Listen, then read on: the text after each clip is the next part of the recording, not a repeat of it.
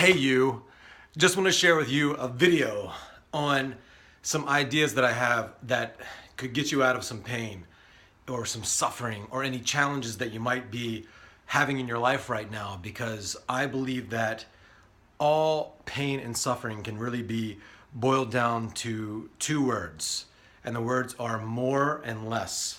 You see, as we're constantly expanding, you're watching videos, you're going to work to make more, to do more, to be more, to have more.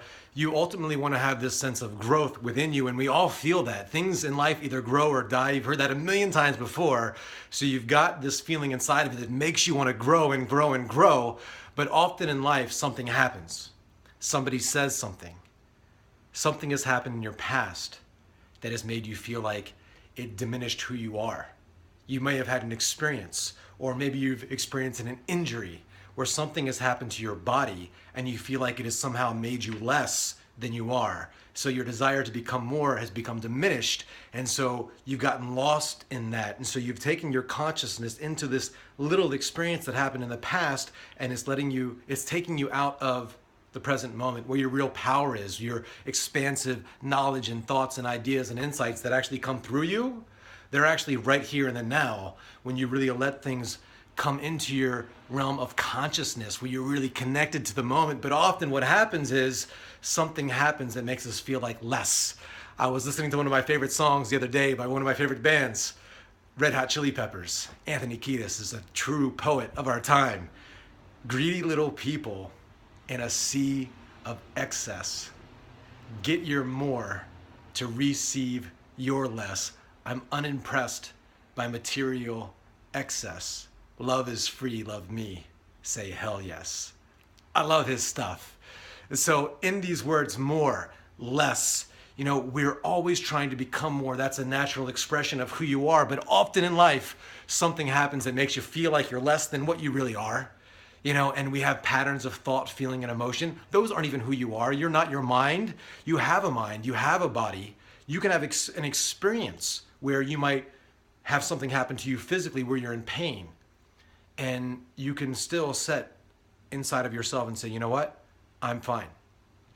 And you come to that realization, like my buddy Jesse Elder did a long time ago, that you can have an experience happening to your body, to your life situation, but you can still be fine. So what's happening there? You're starting to create space around the situation, realizing there's the you, there's the bigger you, your highest self. And when you really tap into that highest self, that is ultimately you, things that happen to your body, your situation, your financial situation, your relationship, all of these experiences could be happening around you, who you really are, and realizing that all of that has nothing to do with who you are, and you're not going to allow yourself to be affected by this momentary glance of existence. It's really in this space of existence where we're just like a blink of an eye. And so you can get out of the drama. And what that looks like for a lot of people, as I scroll through my Facebook feed today, and I see people, what they call in psychology of sport, doing something called binging in reflected glory. The guy gets the MVP, the team wins the championship, so everybody wants to wear that jersey. They want to be a part of something bigger than they are because they feel like that will make them more, because the sense of self has become diminished. So now if I latch onto this person, if I get my picture taken with this celebrity, I'll become more. If I'm part of the winning team, I'm part of that tribe, I will somehow become more. So they're so attached to this physical thing that doesn't even really matter. And here's what happens is they're watching these videos, they're doing these things. And now it seems like logical to some people to say, hey, I wouldn't want to be wearing the jersey. I'm bigger than that. I don't want to be part of the sports team. I don't need that. But you see a lot of people these days, it's funny. They'll get their picture taken with Tony Robbins or a Richard Branson. It's just binging in reflected glory.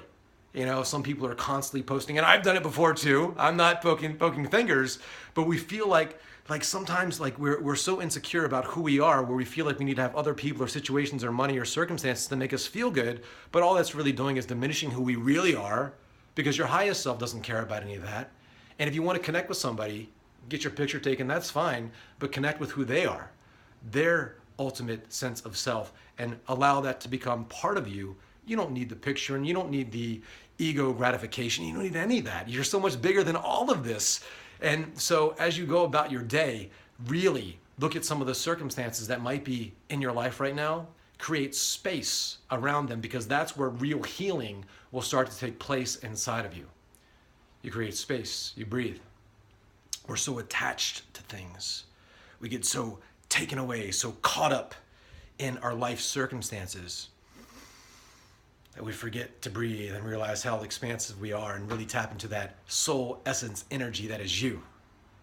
And when you really have a practice in your life where you start to cultivate this energy, you can heal yourself, you can heal others, you can send it right through to another person, and it's like something is channeling through you an energy, an intent, a purpose, a mission, something inside of you that's not of this world that allows other people to heal. So I hope that is your mission, and I hope as you're out there today, you're healing yourself and others in the world and operating from your highest self. I'll see you next time.